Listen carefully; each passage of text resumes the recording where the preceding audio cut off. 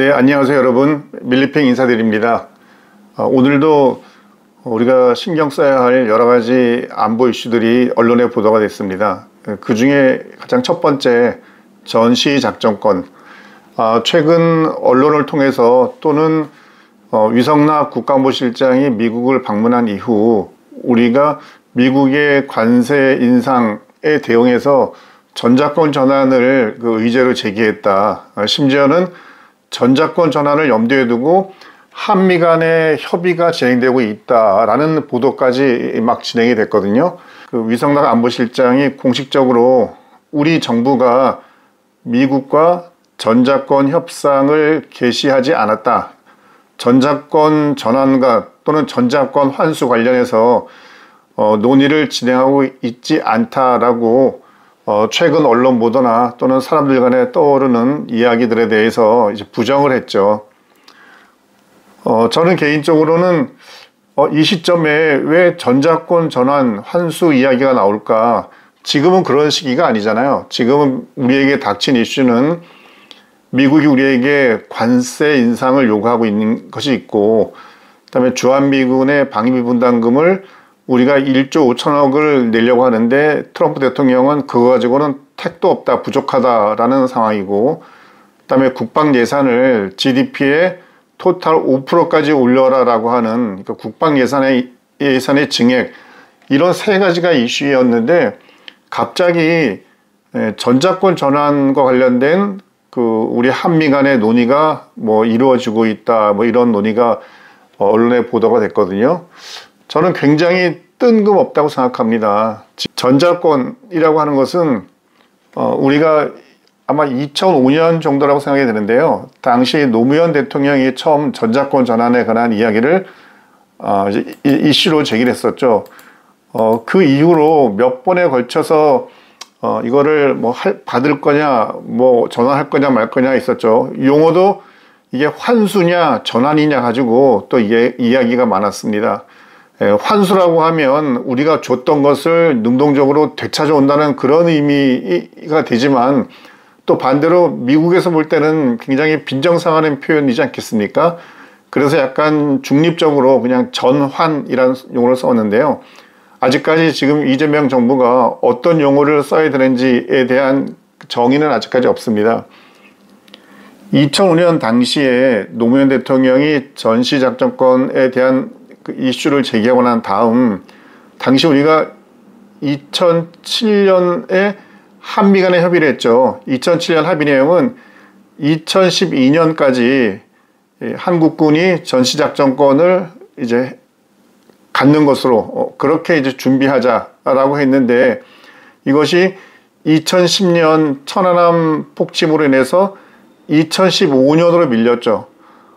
근데 2014년경에 다시 전시작전권의 이양의 시기와 조건에 대해서는 재검토하자라는 논의가 이루어졌고, 결국 2015년도 조건에 의한 전작권 전환, 그러니까 우리가 원하는 어떤 조건이 이루어졌을 때 전시작전권을 우리 한국군이 갖는 것으로, 그러니까 2022년까지라는 시기를 정한 것이 아니라 원하는 조건이 충족되었을 때 그때 전시작전권을 한국군이 행사하는 것으로 그렇게 변천이 되어 왔습니다.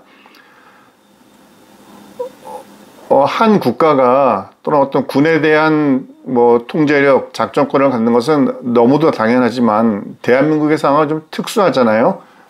북한이라는 어마어마한 군사력을 가진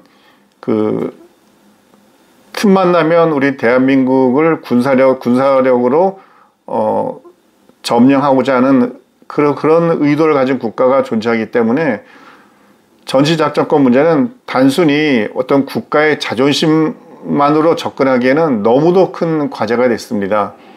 전시작전권이 있음으로써 우리가 얻게 되는 가장 중요한 것은 우리 군에 대한 지휘권을 주한미군 사령관, 연합사령관이 가지고 있다 보니까 한반도 방어에 대해서 그들이 스스로 더 큰 책임을 가지고 여러 가지 필요한 전력들을 운영하게 되죠. 한미연합자산, 정찰 감시 자산이든지 또는 한미동맹의 여러 전투력이라든지 이런 것들에 대해서 연합사령관이 보다 적극적으로 군사력 운영이 가능한데, 만약 연합사령관에게 전시작전권이 없다고 하면 아마 그런 그 엄중한 책임의 상당 부분을 한국군에게 넘기지 않겠습니까? 아무래도 군사력 운용에 있어서 연합사령관이 전시작전권을 운영할 때보다는 군사력 운용의 밀도가 낮아질 것으로 염려가 되고요. 두 번째는 주한미군 28,000명이 과연 계속 있을 것이냐, 전시작전권이 없음에도 불구하고 주한미군들이 더 책임감을 가지고 한반도에 그대로 남아있을 것이냐 하는 문제가 대두가 되는 거죠.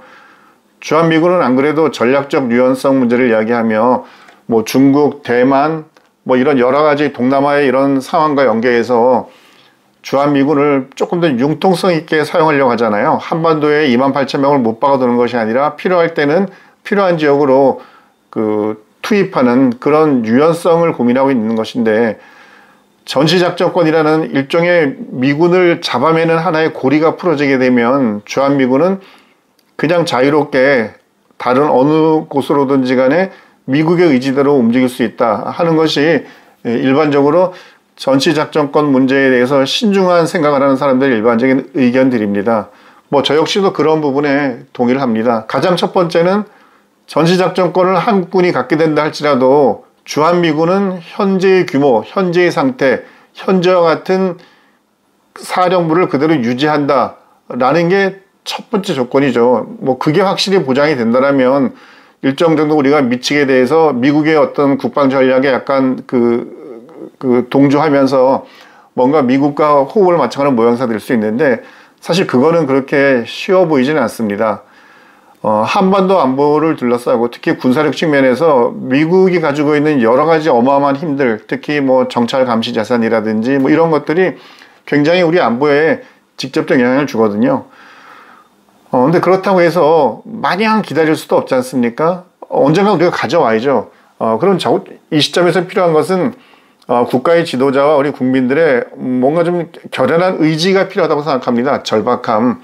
그래서 전시작전권 문제에 대해서 우리가 이것을 너무 밖으로 드러내놓고 이야기하는 것은 오히려 미국의 트럼프 대통령한테 뭔가 협상 카드를 하나 더 쥐어주는 듯한 그 느낌이 갈 수밖에 없고요. 물 밑에서 우리가 제일 중요한 건 뭐겠습니까? 우리 군사력을 키우는 거죠. 우리 군사력을 키우는 것은 당연한 것이고, 미군으로부터 제공받는 것에 대해서 우리가 스스로 운영할 수 있는 그런 군사적 능력을 갖춰가는 게 첫 번째이고요.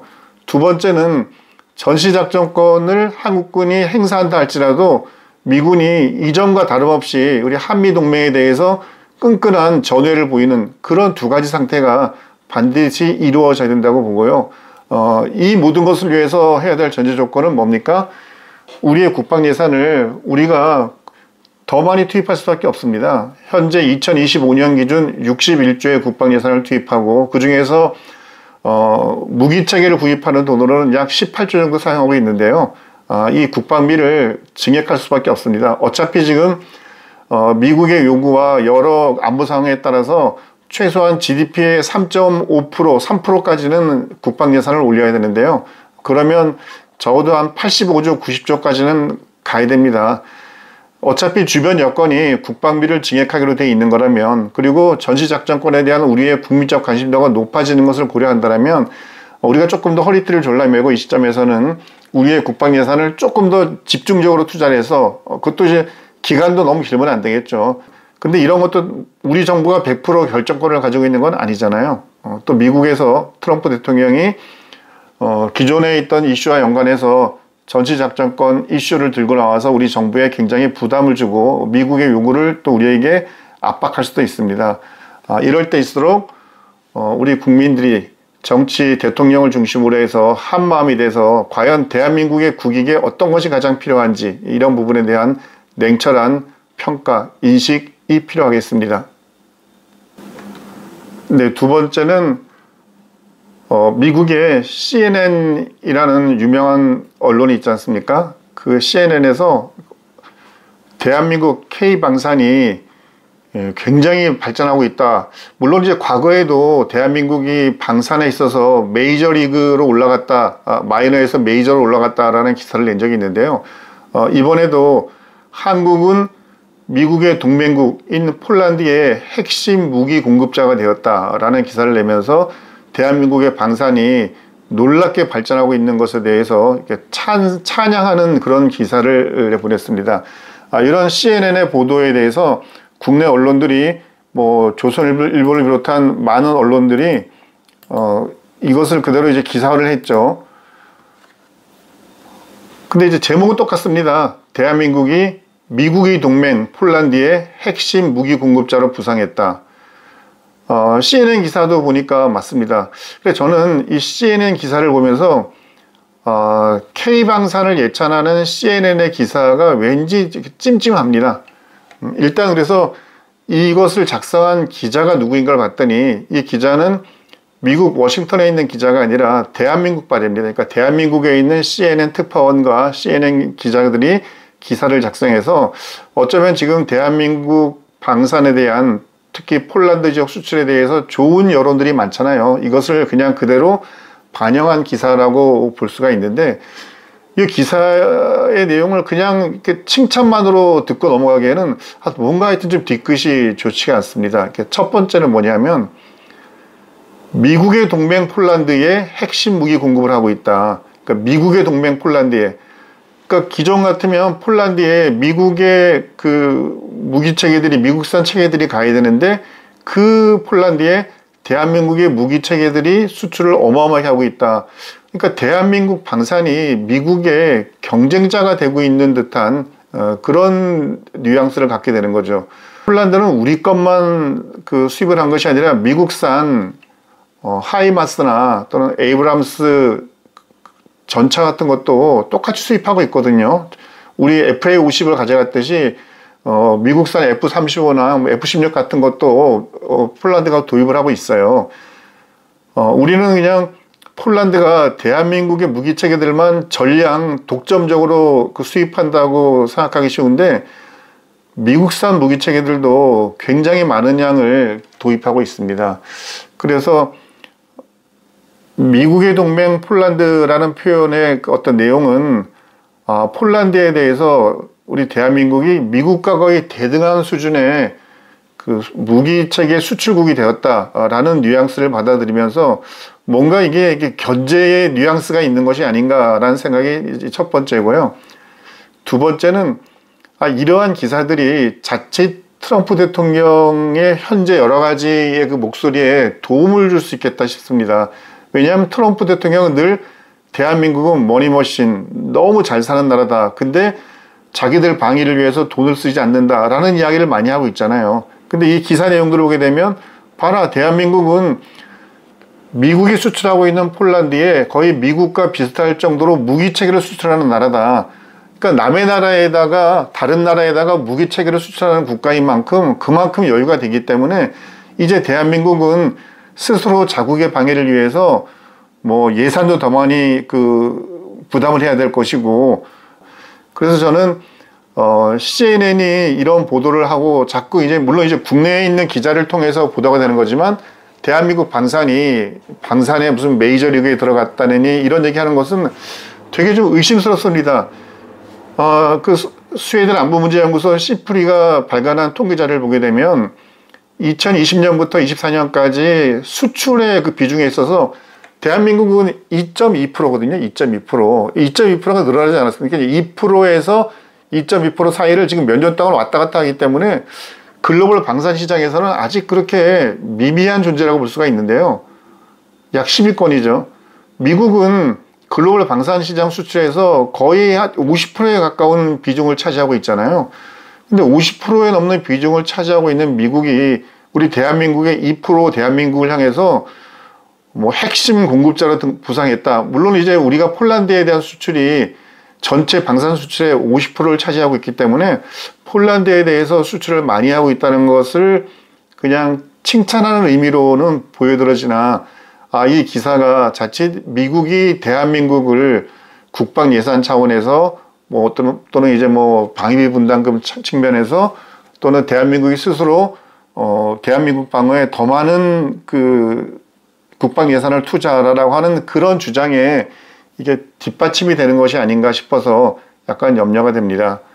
CNN이 지금 기사 말미에 덧붙인 것은 해외 수출은 좋은데 너무 그 금융 지원, 그러니까 이번 같은 경우 로템 같은 경우에 약 9조 원 정도 수출인데 그 중에 7조 원 정도를 우리가 저리의 금융을 제공한다는 거잖아요. 그러니까 우리가 낮은 이자에 돈을 지원해줘서 그 돈으로 폴란드가 우리의 이제 K2 전차를 사는 건데요. 이렇게 폴란드에 대한 수출이 너무 금융 지원에 의존하는 이런 것들은 어떤 상황이 되면 위험할 수 있다라고 약간 경고 아닌 경고를 했는데요.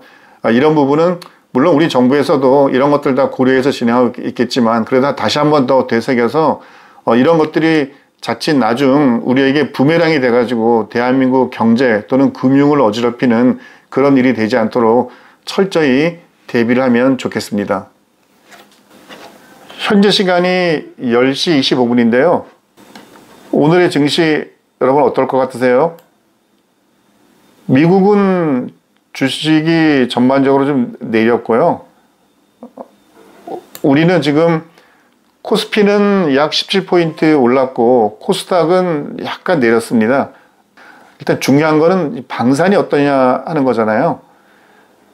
오늘 근데 방산 주식은 늘 말씀드리지만 10개의 그 목록 중에서 4개 정도만 상승이고 대부분 하락입니다. 특히 방산 대형주들 가운데는 현대 로템과 LIG 넥스원이 각각 4,500원, 17,000원 올랐고요. 나머지 종목들은 대부분 이제 하락이네요. 하나 에어로스페이스 같은 경우 80만원 밑으로 내려와서 79만 8천원에 거래가 되고 있고, 신주 상장이 21일인가 아마 그쯤 되죠 보면. 그래서 신주 상장되는 그 시점을 전후해서 주가가 어떻게 변화하는지를 지켜보는 것도 하나의 관전 포인트가 될 것 같습니다. 현대 로템과 LIG 넥스원이 각각 18만 9천원, 58만 7천원인데 이 두 종목이 현대 로템은 20만 원대에 안정적으로 올라서고 LIG 넥스원이 60만 원대에 안정적으로 올라서게 된다면, 그러면 하나 에어로스페이스, 현대 로템, LIG 넥스원, 거기에 더해서 지금 이제 풍산도 있잖아요. 이런 그 대형주들이 상반기에 영업이익만 해도 지금 뭐 2조가 넘는다고 하니까 이런 방산주의 상승세를 계속 리딩해 갔으면 좋겠습니다. 그러나 지금도 방산주가 왜 이런 것은 오르고 왜 이쪽은 내리는지에 대해서 딱 부러지게 말할 건 없습니다. 그냥 그 수급의 동향에 따라서 자연스럽게 그냥 순환매가 일어나고 있다라고 보시면 될 것 같고요. 방산주는 늘 말씀드리지만 뭔가 새로운 모멘텀, 새로운 수주를 했다거나 어떤 새로운 뭐 기술을 우리가 독자적으로 그 기술을 만들어냈다거나, 그러니까 이런 것이 되면은 이제 급등을 하겠지만 그런 것이 없을 때는 일단은 현 수준 상에서 조금 더 이게 쉬어간다는 느낌을 갖는 것이 좋을 것 같습니다. 대한민국의 국가 안보는 우리 군복 입은 군인들, 그리고 방산업계에 일하시는 여러 임직원들, 그분들의 묵묵한 헌신, 그 진한 땀으로 인해서 지켜진다고 생각합니다. 지치지 마시고 각자의 자리에서 보람 있는 하루 보내시기 바랍니다. 감사합니다.